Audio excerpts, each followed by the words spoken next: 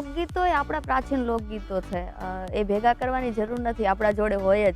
ખાલી એને પબ્લિકને આપવાની જરૂર છે. સાજિંદા અને સાઉન્ડ એ તો અમારા કલાકાર હૃદય હોય. આ પહેરવેશ તમે જાતે બનાવો છો? એટલે હું તો નથી બનાવતી, બેનને બધા. મુજો જોર જલાણો ગજિયો તો મુજો જોર જલાણો જલાણે મે જુલિયા. કચ્છી ભાષા તમને પહેલેથી તમારે શીખવાની જરૂર તો પડે નહીં. ના, હું ચોખવટ કરું, મને કચ્છી ભાષા નથી આવડતી. હું કાળી ને કલ્યાણી મોરી માં, જ્યાં જોઉં ત્યાં જોગ માયા. મને નવરાત્રી આમે બહુ ગમે.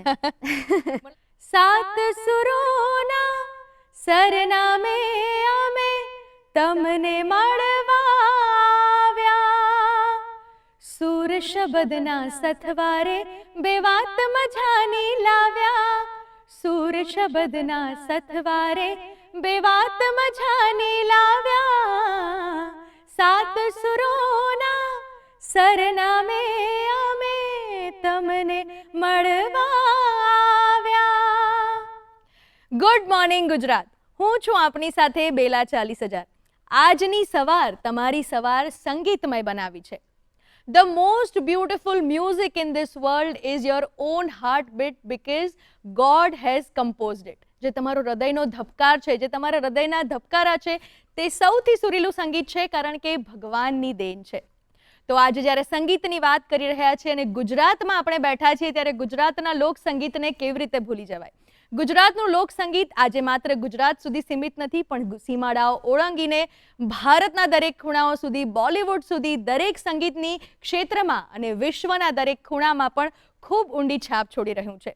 ત્યારે ગુજરાતના લોક સંગીતના ખૂબ જાણીતા અને લોકલાડીલા એક ગાયિકા આપણી સાથે આજે સ્ટુડિયોમાં ઉપસ્થિત છે. હું વાત કરી રહી છું વનિતાબેન પટેલની, કે જેમણે પોતાના સંગીતથી અને ખાસ કરીને ગુજરાતના જે મૂળના જે કચ્છી સંગીત છે તેના થકી પોતાની એક આગવી ઓળખ ઊભી કરી છે. તો ચાલો આજે વાત કરીએ વનિતાબેન પટેલ સાથે અને જાણીએ તેમના વિશે કેટલીક રસપ્રદ વાતો. તો વનિતાબેન, સૌથી પહેલા હું તમને કોઈ પણ પ્રશ્ન પૂછું ને આપણે કોઈ પણ વાતની શરૂઆત કરીએ પહેલા તમારા સુરીલા અવાજમાં પણ કોઈ ગીત સાંભળવું છે. ચોક્કસ, પણ એના પહેલા હું આપ બધાનો ખૂબ ખૂબ આભાર માનીશ કે ગુડ મોર્નિંગ ગુજરાતમાં તમે મને ઇન્વાઇટ કરી છે. અને જેમ તમે વાત કરી કે આપણે સંગીતની શરૂઆત કરવી છે એક સરસ મજાના ગીતની, મારું જે ગાયેલું ગીત છે જે મને ખૂબ ગમે છે, ખૂબ પ્રિય છે, લોકોએ ખૂબ વધાયું છે અને ખૂબ મારા હૃદયની નજીક છે. એટલે બિલકુલ, મારી કુળદેવીની મેર છે, અમારે લીલા લેર છે, મારી કુળદેવીની મેર છે, અમારે લીલા લેર છે, મારી કુળદેવીનો દીવો અખંડ મારા ઘેર છે, મારી કુળદેવીનો દીવો અખંડ મારા ઘેર છે, મારી કુળદેવીની મેર છે. વાહ, ખૂબ સુરીલો તમારો અવાજ અને જે ગુજરાતનો જે મૂળ છે, ગુજરાતનું જે હાર્દ છે, આપણું લોક સંગીત, ખૂબ મજા આવી ગઈ સાંભળવાની. તો પહેલો પ્રશ્ન હું તમને એ જ પૂછીશ કે જે આ તમારું લોક સંગીત તમારી સાથે જોડાયેલું છે, તો પહેલેથી તમારા ઘરમાં સંગીતનો વારસો છે કે તમે જ આના મૂળ રોપ્યા છે? ના, મારા ઘરમાં દૂર દૂર સુધી કોઈ કલાકાર નથી કે આ લાઈનથી કોઈ લેવા દેવા નથી, પણ મેં જ ગાવાની મારા ઘરમાં શરૂઆત કરી છે. તો કેવી રીતે શરૂઆત થઈ?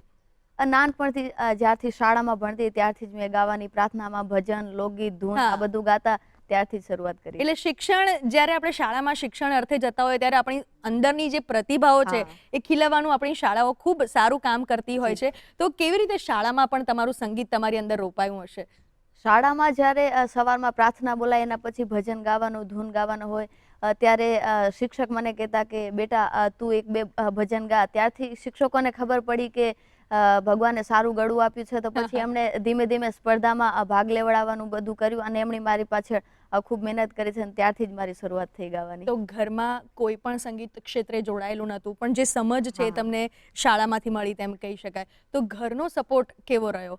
ઘરનો મને ખૂબ સપોર્ટ છે, કારણ કે સપોર્ટની વાત કરીએ ત્યારે તમારા ઘરમાં બધા ખેતી વ્યવસાય સાથે જોડાયેલા છે. તો એક ખેડૂતના ઘરમાં જ્યારે ગાયિકાનો જન્મ થાય ત્યારે એની સફર કેવી હશે અને ઘરવાળાઓની સાથેની કેવી તમારી તાલાવેલી હતી?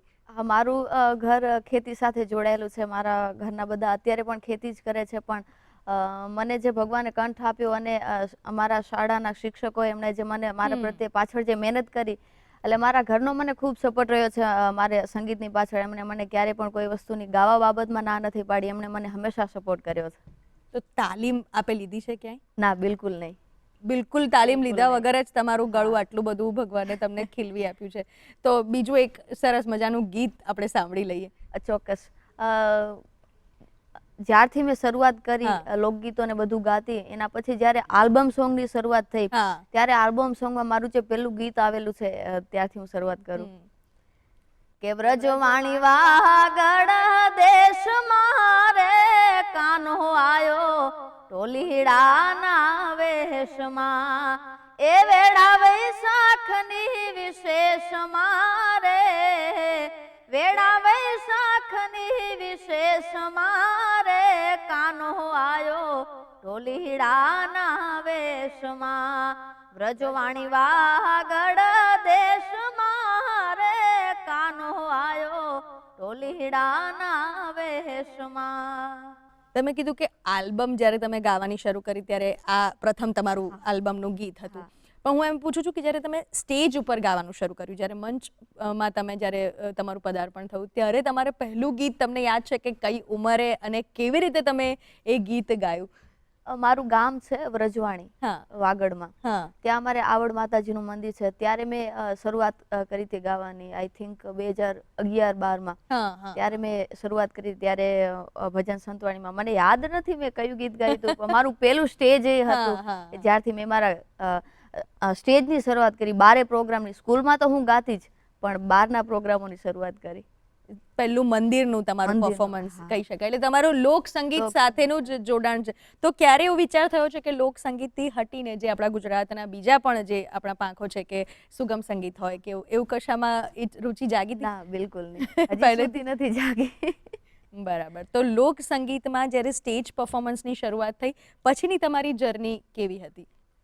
ખૂબ સારી, અત્યાર સુધી ખૂબ સારી જર્ની રહી છે. ખૂબ સારા અનુભવો થયા છે મને.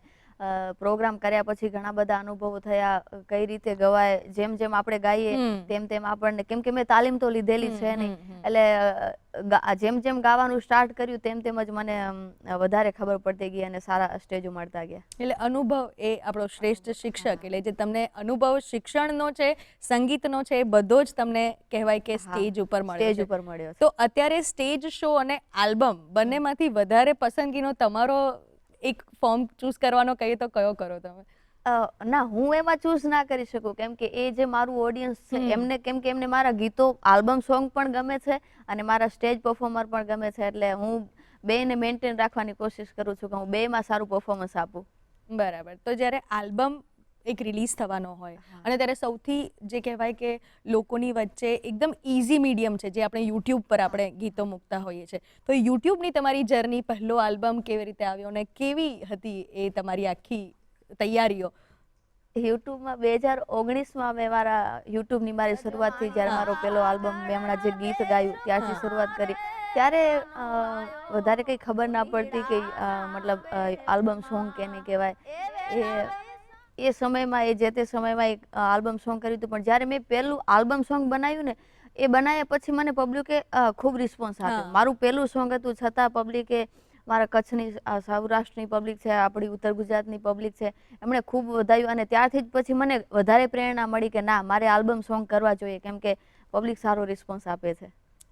જ્યારે સ્ટેજ ઉપર પરફોર્મ કરતા હોય છે ત્યારે સંપૂર્ણ કારોબાર એવું કહેવાય કે સ્ટેજ ઉપર કયા ગીત પછી કયું ગીત ગાવું, કે કયા એનું ફોર્મેટ શું હશે, ક્યાં ઉભા રહીને ગાવાનું, એ સંપૂર્ણ કારોબાર તમારા હાથમાં હોય. જે બી નિર્ણય લેવાના હોય બધે તમે નિર્ણય લો.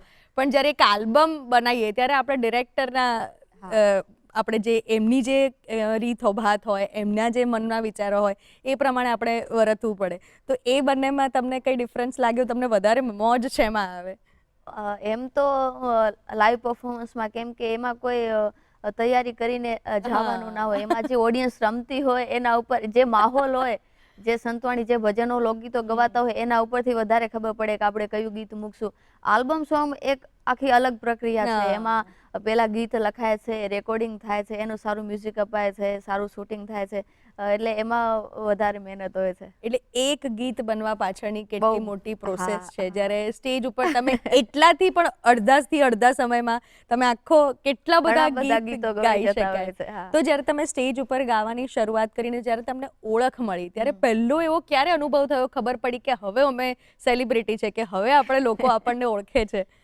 2019માં જ્યારે મેં આલ્બમ સોંગ બનાવ્યું એના હમ. થોડાક ટાઈમ પહેલા અમારે દેસલપર ગામે મોમાઈ માતાજીનું મંદિર છે, હમ. ત્યાં ભવ્ય મેળો દર વર્ષે યોજાય છે. અને ત્યારે મેં જે પરફોર્મન્સ આપેલું અને ત્યાર પછી એવું લાગ્યું, માતાજીના આશીર્વાદ મળ્યા અને ત્યાર પછી એક ત્યાંથી ટર્નિંગ પોઈન્ટ આવ્યો કે ના, હવે પબ્લિકે વધાવી લીધું છે.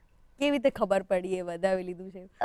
એ સમયે સારા વિડીયો ચાલ્યા, એના પછી આલ્બમ સોંગ બનાયા અને પબ્લિકનો સારો રિસ્પોન્સ મળ્યો. ત્યારે જે નાના એવડા ગામડાઓમાં જ પ્રોગ્રામ કરતા, પછી ધીમે ધીમે આજુબાજુના ગામડાઓમાં, તાલુકામાં બધે પ્રોગ્રામ ચાલુ કર્યા. તો ગુજરાતની બહાર પણ તમારા પ્રોગ્રામ્સ ખરા? હા. ક્યાં ક્યાં પ્રોગ્રામ કર્યા છે? રાજસ્થાન, ભોપાલ, મુંબઈ, બધે. ભારતમાં જ અત્યારે તમે હા, પ્રોગ્રામ ઓલ કરી ઇન્ડિયા. રહ્યા છો. હા. બરાબર. અને બીજું કે તમારી જે જર્ની છે, જેમાં તમે સ્ટેજ શોની વાત કરી, તમારા આલ્બમની વાત કરી, એમાં તમને એવો ક્યારે અનુભવ થયો કે ના, હવે સંગીત સિવાય મારે કશું નથી કરવું, હવે મારું આખું જીવન મારે સંગીત માટે જ રાખવું છે? મારું એના પછી બીજું જ સોંગ આવ્યું હતું, સોનાની નગરીનો રાજા. પહેલા તો એ ગીત સાંભળી લઈએ આપણે. ચોક્કસ. એ તો હોનાની નગરીનો રાજા કહેવાય, એની આંખોમાં દુનિયા આખી દેખાય.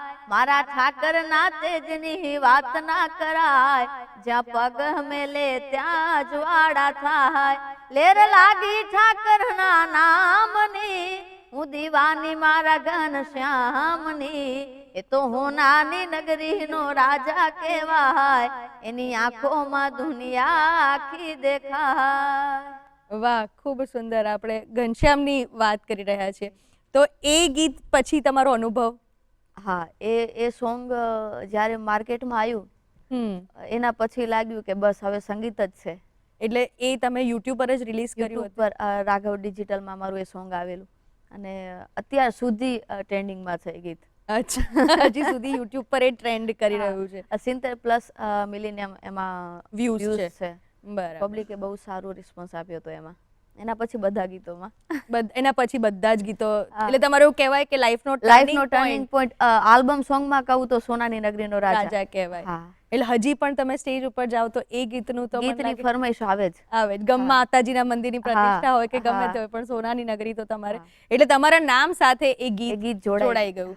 તો જ્યારે તમે સંગીતના ક્ષેત્ર, જ્યારે સંગીતના, મને ખબર છે કે તમારી વ્યસ્તતા ઘણી છે, તમે ગઈકાલે પણ પ્રોગ્રામ કરીને આવ્યા છો, સવારે અહીંયા છો અને રાત્રે પાછો બીજે પ્રોગ્રામ કરવાનો છે, પણ જ્યારે પ્રોગ્રામ્સ ન હોય, જ્યારે થોડો તમારી પાસે સમયની વ્યસ્તતા ઓછી હોય, ત્યારે તમે શું પ્રવૃત્તિ કરવાનું પસંદ કરો છો? ત્યારે ઘરે રિયાઝ હોય, નવા નવા સોંગની તૈયારી, આપણા જે જૂના લોકગીતો છે એની ખોડવણી કરીએ, કે આપણા જે જૂના જે પ્રાચીન ગીતો છે જે હાલ થોડાક લુપ્ત થતા જાય છે, એને આપણે પબ્લિક સામે કેમ મૂકવા, એની તૈયારી વધારે હોય. તો એ લોકગીતો ક્યાંથી ભેગા કરો છો આપ? લોકગીતો એ આપણા પ્રાચીન લોકગીતો છે, એ ભેગા કરવાની જરૂર નથી, આપણા જોડે હોય જ, ખાલી એને પબ્લિકને આપવાની જરૂર છે કે તમે આ સાંભળો બસ.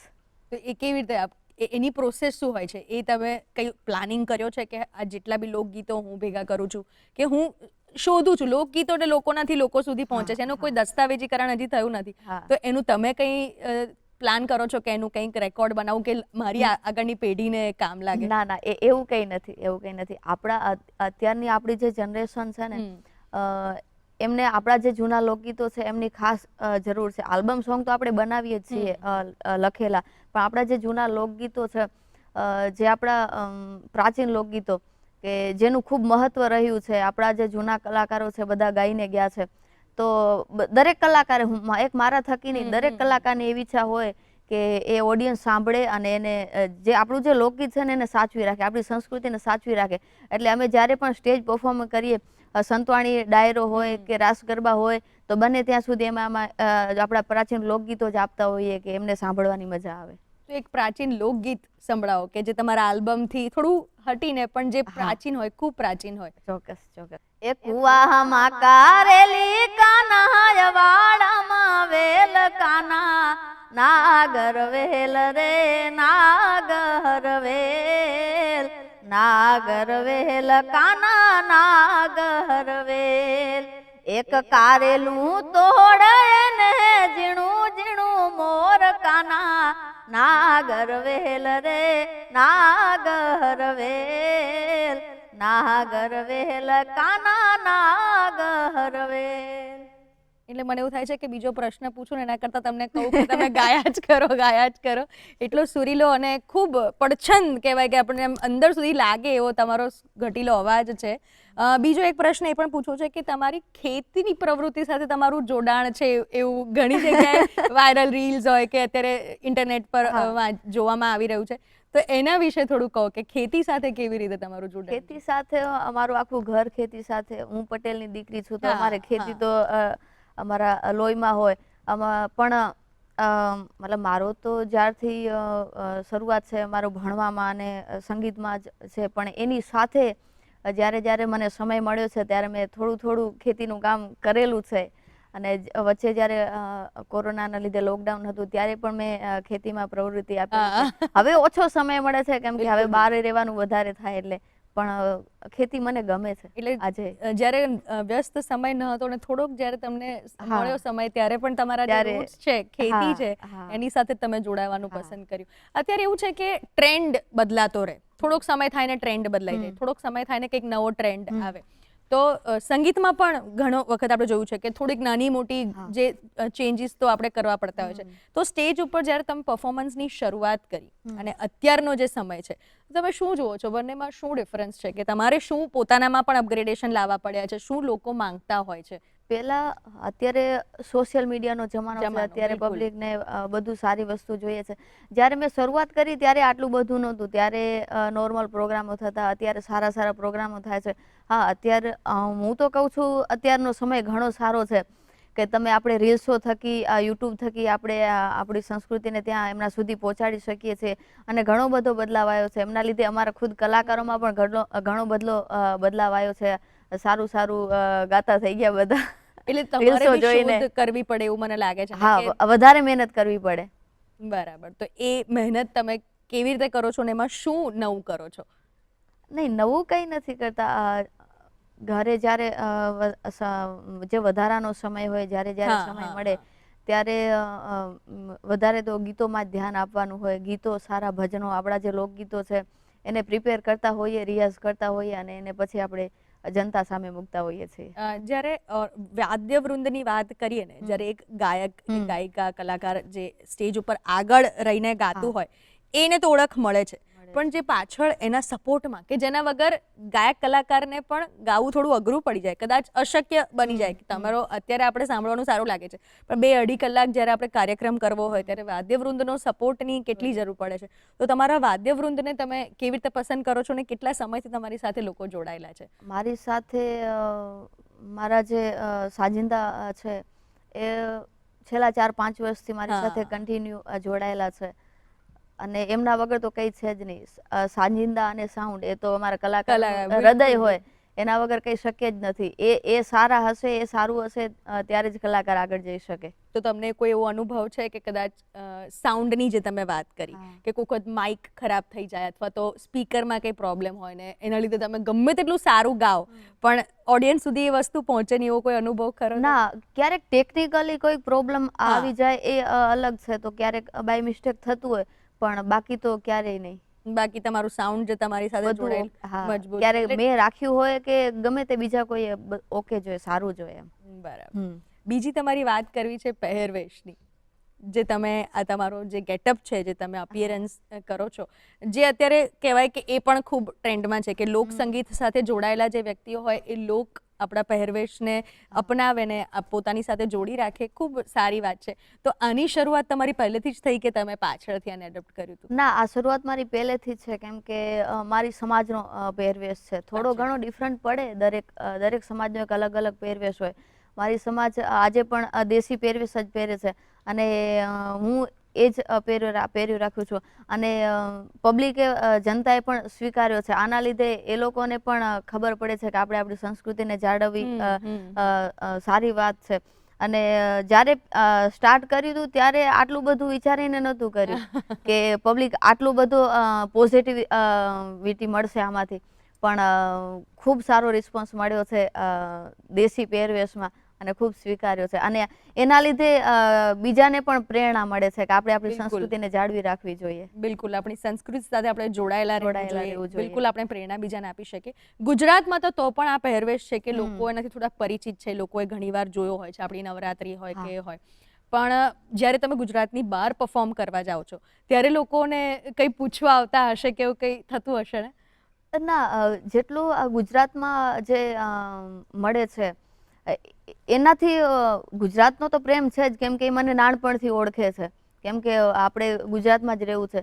પણ ગુજરાતના રીલ્સો, ગુજરાતના વિડીયા જોઈને એ લોકો પ્રેરણાથી બોલાવે છે કે કેટલો સારો પહેરવેશ છે. અને આપણે માતાજીના ગીતો ગાતા હોઈએ, ભજનો ગાતા હોઈએ, તો એના લીધે જ વધારે પડતા આપણાને ત્યાં યાદ કરે કે અમારે પણ ભજન સંધ્યા રાખવી છે, ભજન ભાવ રાખવો છે અને તમને બોલાવે છે. બહુ સારું, એ લોકોને ગમે છે કે દીકરીઓએ આ બધું જાળવી રાખ્યું છે. બિલકુલ જાળવી રાખ્યું છે. અને આ પહેરવેશ તમે જાતે બનાવો છો? એટલે હા, આમ અમારો સમાજ, એટલે હું તો નથી બનાવતી, બેન ને બધા બનાવે છે, પણ હા જાતે જ એમ ઘરમાં જ બને છે? ઘરમાં જ બને છે. બરાબર. તો સ્ટેજ ઉપર પરફોર્મ કરવા જતા તૈયાર થવામાં કેટલો સમય લાગે? પેલા બહુ ટાઈમ લાગતો, અડધો પોણો કલાક, હવે 15-20 મિનિટ.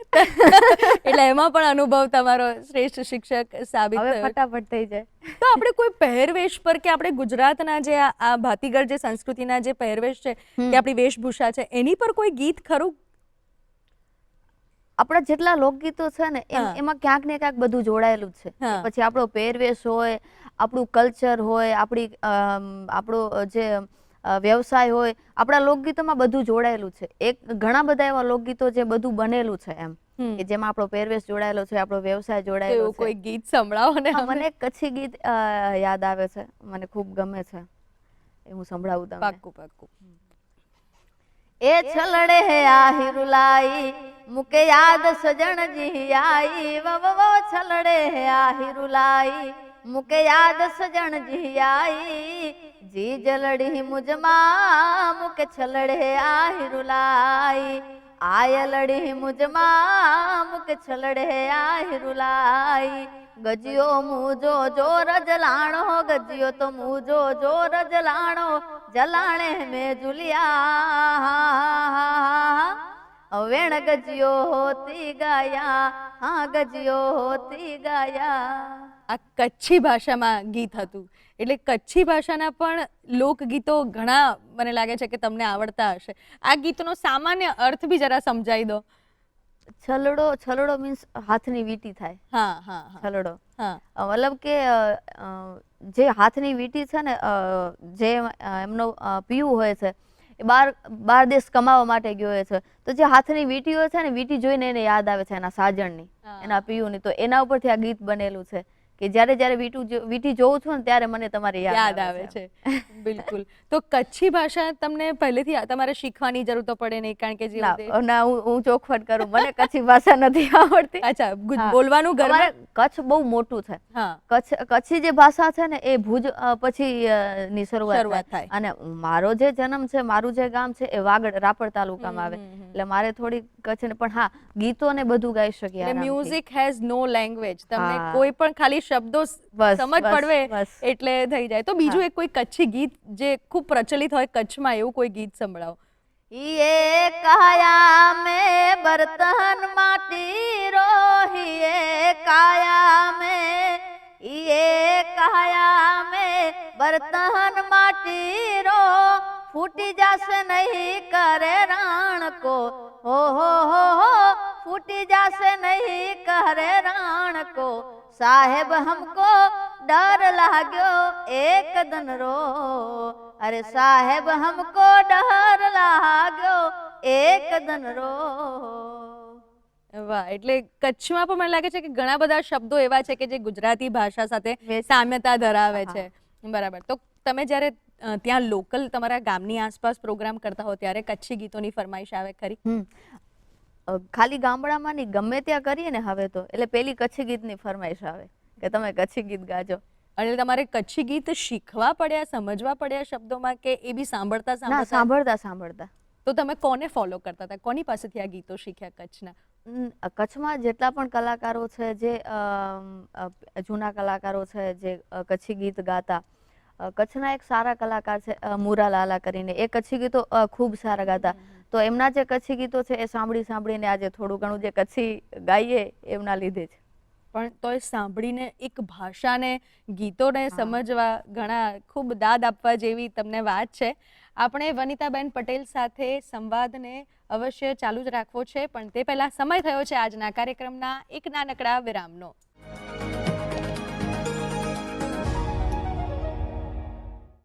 ગુડ મોર્નિંગ ગુજરાતમાં વિરામ બાદ આપણે ફરી મળ્યા. અને દર્શક મિત્રો, જેમ લોક સંગીતની વાત કરીએ છીએ એમ લોક સાહિત્યની વાત કરીને તો એ એટલી ઊંડી ખીણ છે કે તેને ભેદવી તો અશક્ય જ બની જાય. તો લોકગીતો સાથે આજે આપણે ગુડ મોર્નિંગ ગુજરાતમાં એક નાનકડી વાર્તામાં જોઈએ લોક નૃત્યોનો સ્વાદ. નારાયણ સ્વર્ગલોકથી આવ્યો છું અને અહીંયા આવી અને હું જોઈ રહ્યો છું ઇન્ડિયન ફોક ફેસ્ટિવલ ની અંદર. તમે પણ આવો, હું પણ સ્વર્ગલોકથી આવ્યો છું અને અલગ અલગ અહીંયા નૃત્યોનો કાર્યક્રમ જે રાખેલો છે.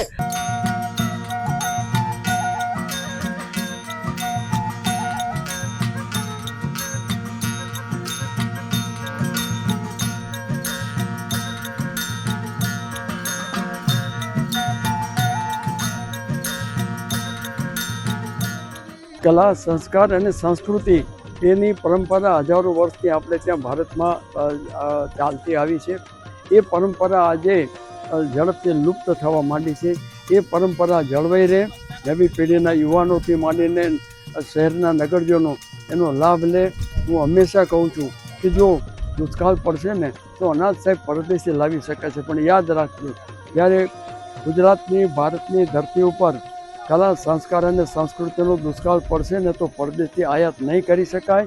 આ જ કલાકારોને, આ જ કલાને આ જ ધરતી ઉપર રોપવા પડશે, ઉગાડવા પડશે, જતન કરીને જાળવવા પડશે.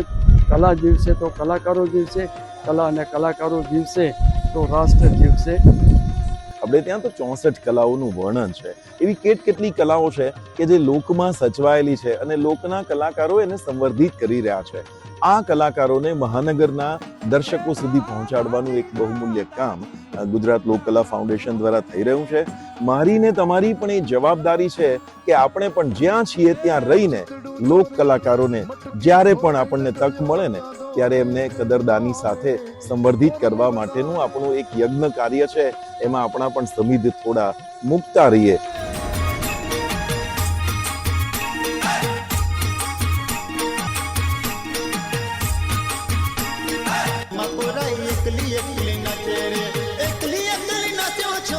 અહીંયા જે વર્કશોપ્સ કર્યા છે, જે હેન્ડીક્રાફ્ટના અને જે ચિત્રના, અને એમાં પિઠોરા આર્ટ અને વરલી પેઇન્ટિંગ, જેના થકી આપણે ગુજરાતની જે કલા છે એને લોકો સુધી પહોંચવાની તક મળે છે, વિશ્વ સુધી એ જાણીતું બન્યું છે. અને એના જે આર્ટિસ્ટ છે પરેશ રાઠવા, એ પણ ખૂબ જ ખ્યાતનામ છે. અને એ બધાને મળીને અહીંયા ખૂબ જ આનંદ થયો. ગુજરાતના જે મોભીઓ અહીંયા પધાર્યા છે એ બધાનું મળીને ખૂબ જ મજા આવી. પ્રકૃતિએ જેને છૂટા હાથે કળા અને સમૃદ્ધિ બક્ષી છે, એવા ગુજરાત સહિત સમગ્ર દેશની લોક સંસ્કૃતિ, લોકકળા અને લોક સંગીતની સુમધુર સુરાવલીઓ સતત ગૂંજતી રાખવાનો થઈ રહ્યો છે એક પ્રયાસ. અને ખાસ તો આપણી લોકકળા જેનઝીથી આગળ વધીને જેન આલ્ફા અને જેન બીટા સુધી પહોંચાડવા માટે ભારતીય લોકકળા મહોત્સવમાં 2 કાર્યશાળા, 2 આર્ટ ગેલેરી, 10થી વધુ પુરસ્કાર એનાયત કરાયા, તેમજ 1000થી પણ વધુ કલાકારો દ્વારા 50થી વધુ પરંપરાગત નૃત્યો પ્રસ્તુત કરવામાં આવી રહ્યા છે.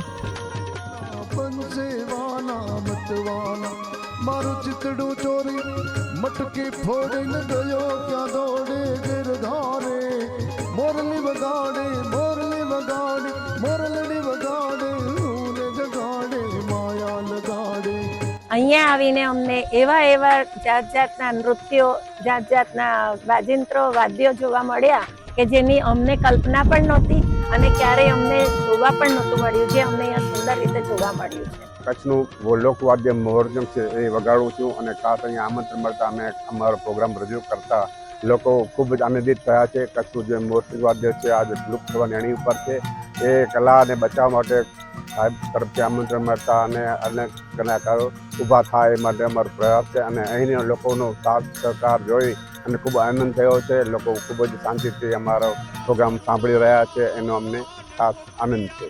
ગુજરાતીઓ જેને માટે ગૌરવ લે છે એવી લાખેણી લોક સંસ્કૃતિ સદૈવ મહેકતી રહે. લોક નૃત્યો તો આપણે જોયા, આપણા ગરબા જોયા અને આદિવાસી નૃત્યો પણ જોયા. પાછા જઈએ વનિતાબેન પાસેથી અને પછી પાછો લોક સંગીતનો આપણે સ્વાદ માણીએ.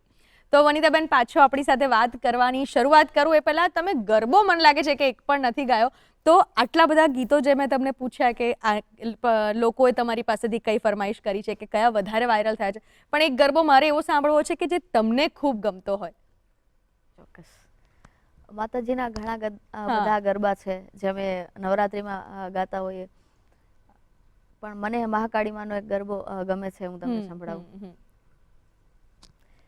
એ તું કાળી ને કલ્યાણી રે માં, જ્યાં જોવું ત્યાં જોગ માયા. તું કાળી ને કલ્યાણી મોરી માં, જ્યાં જોવું ત્યાં જોગ માયા. તને પહેલા તે યુગમાં જાણી મોરી માં, જ્યાં જોવું ત્યાં જોગ માયા. તું તો શંકર ઘેર પટ રાણી મોરી માં, જ્યાં જોવું ત્યાં જોગ માયા. નવરાત્રી એક એવો તહેવાર છે કે જે 9 દિવસ સુધી આપણે માતાજીની આરાધના કરીએ છીએ. લોક સંગીતકાર હોય કે જે ગાયક કલાકાર હોય, જે લોકો કલાકારો છે એ લોકો સ્ટેજ ઉપર 9 દિવસથી આરાધના કરે છે અને જે ખેલૈયાઓ હોય છે એ ગરબાની આસપાસ ઘૂમીને માતાજીની આરાધના કરે છે. તો તમારો નવરાત્રીનો અનુભવ કેવો છે? તમને નવરાત્રીમાં શું સૌથી વધારે ગમે છે? મને તો નવરાત્રી આમે બહુ ગમે. મને લાગે છે દરેક ગુજરાતીને ગમે. દરેકને ગમતી હશે. આપણે વર્ષમાં સૌથી વધારે રાહ જોતા હોઈએ તો એ આપણી નવરાત્રી છે. બિલકુલ. એટલે બધા નવરાત્રીની રાહ જોતા હોય, અમે કલાકારો પણ જોતા હોઈએ. પણ નવરાત્રીમાં જે અમે ગાતા હોઈએ ને જે એક માહોલથી બધા રમતા હોય ને, મને એ બહુ ગમે. કે જે માતાજીના ગરબા ગવાતા હોય કે પછી આપણા પ્રાચીન ગીતો ગવાતા હોય, તો એની એક મજા અલગ છે. પછી એમાં સૌરાષ્ટ્ર હોય એટલે તો પછી બધું આવી ગયું. બરાબર. તો જ્યારે ગાઓ છો તમે ત્યારે બરાબર છે, પણ ક્યારે નવરાત્રીમાં ગરબા રમવાનો તમને શોખ ખરો? ના, કેમ કે મોકો નથી મળતો, કેમ કે ગાવાનું જોઈએ છે. બરાબર, તમને મોકો નથી મળતો. બીજી રીતે પૂછું તો એવું બી પૂછી શકાય કે ધારો કે તમે સંગીત સાથે ન જોડાયા હોત, આ ગાયિકા ન બન્યા હોત, તો તમે શું કરતા હોત? હાલ તો ખબર નહીં. ક્યારેય વિચાર્યું જ નથી. એટલે ભણવાનું ચાલુ હતું તો પછી એમાં જ ક્યાંક આગળ કંઈક જોબમાં ગમે તે હોત. બરાબર. તો બીજું કોઈ તમારું ફેવરિટ, જે મને એવું લાગે છે કે અત્યારે જે તમે આપણે પહેલા વાત કરી કે સોશિયલ મીડિયાનો જમાનો છે ને સોશિયલ મીડિયા પર વાયરલ થતું હોય છે, તો તમને એવું લાગતું હોય ને કે સોશિયલ મીડિયા પર સૌથી વાયરલ થયેલું જે તમારું ગીત છે નાના નાના રીલ્સમાં કેવી રીતે, એ કયું ગીત છે? એમાં તો બહુ બધા થયેલા છે, કેટલા બધા ગાવા પડશે. તો એની કોઈ રમઝટ બોલાવો, એક બે ગીતો સંભળાવી દો. રીલ્સો ઘણી બધી જે નાની નાની રીલ્સો હોય વાયરલ થાય. એક લોકગીત છે અમારું, આલ્બમ સોંગમાં જ આપણે લોકગીત રજૂ કર્યું હતું, એ રીલ્સ બહુ ખૂબ વાયરલ થયેલી હતી. કે હું તો લેરિયું રે ઓડી પાણીલાની સરી રે, મને પૂછે આ નગરીના લોક, આ તો કોનું લીધેલું છે લેરિયું રે.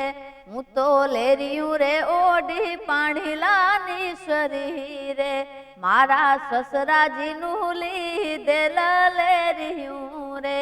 એમાં સાસુની પાડેલ ભાત, આ તો એમનું લીધેલું છે લેરિયું રે. ખૂબ સરસ, ખૂબ મજા આવે છે. એમ થાય છે કે સાંભળતા જ રહીએ. બીજું એક મારે એ પણ પૂછવું છે કે એક ગાયક કલાકાર માટે એમનું ગળું, જે એમનું જે સ્વર પેટી છે તેનું ધ્યાન રાખવું, તેની માવજત કરવી ખૂબ જરૂરી છે. તો આ કન્ટિન્યુઅસ જે તમારા કાર્યક્રમો ચાલતા હોય, રેકોર્ડિંગ્સ ચાલતા હોય, ટ્રાવેલિંગ ચાલતું હોય, એમાં તમે તમારા ગળાની સંભાળ કેવી રીતે રાખો છો? એક તો પાણી પાણી બદલો થાય એટલે થોડીક ગળાને અસર પડે. હા, હા. અને બીજું જમવાનું, તેલ વાળું, તીખું, તળેલું બધું હા, બંધ. બિલકુલ બંધ. ઠંડુ બી બંધ. બિલકુલ બંધ. બિલકુલ બંધ. એટલે સામાન્ય નોર્મલ દિવસોમાં એકદમ સાદું ભોજન, બાજરાનો રોટલો ને શાક. દેશી જમણ, બરાબર છે. એનાથી તમારું ગળું સ્વસ્થ રહે. એટલે સારું રહે એમ કે મતલબ અત્યારનું જે ફાસ્ટ ફૂડ ને આ બધું ગળાને નુકસાન કરે એના કરતા પોતાનું જે દેશી જમવાનું છે એના લીધે તમને ગળાને નુકસાન ન પહોંચાડે. એટલે ક્યાંય પણ જાઓ તો તમને તમારું દેશી જમણ મળી રહે છે ખરું? મળી રહે, ના મળે તો કરી લઈએ. તો જતા જતા એક માતાજીની ભક્તિ આપણે કરીએ. મને હા. લાગે છે કે આજના કાર્યક્રમનું જે આપણે સમાપન છે હમ. તે તમારા જ સ્વર સાથે કરી. દર્શક મિત્રો, આજે આપણે કોઈ બીજું ગીત સાંભળી તે પહેલા વનિતાબેન આપણી સાથે સ્ટુડિયોમાં ઉપસ્થિત છે, તો આપણે એ જ વાતનો આજે ખૂબ ફાયદો ઉઠાવવો છે અને વનિતાબેનના કંઠે જ કેટલાક ગીતો સાંભળવા છે. તો નવા મહેમાનો સાથે, નવા કાર્યક્રમ સાથે અમે ફરી મળીશું, પણ તે પહેલા સાંભળીએ વનિતાબેનના કંઠે આ એક સુંદર ગીત. જેને મોમાઈની હોય મહેરબાની, આંગણીએ એને રાજ રજવાડા, એની કોઠીએ ખૂટે નહીં દાણા, ઓ એની કોઠીએ ખૂટે નહીં દાણા, આંગણીએ એને રાજ રજવાડા. જેને મોમાઈ માની હોય મહેરબાની, આંગણીએ એને રાજ રજવાડા. એ હોય ખેતર વાળ્યું ને મોટી મોટી મેળ્યું, ચડવા તે ઘોડ્યું ને ફરવા મોટી ગાડ્યું, એના ખર્ચે ખૂટે નહીં નાણા, એના ખર્ચે ખૂટે નહીં નાણા, આંગણીએ એને રાજ રજવાડા. જેને કુળદેવીની હોય મહેરબાની, આંગણીએ એને રાજ રજવાડા, હો આંગણીએ એને રાજ રજવાડા.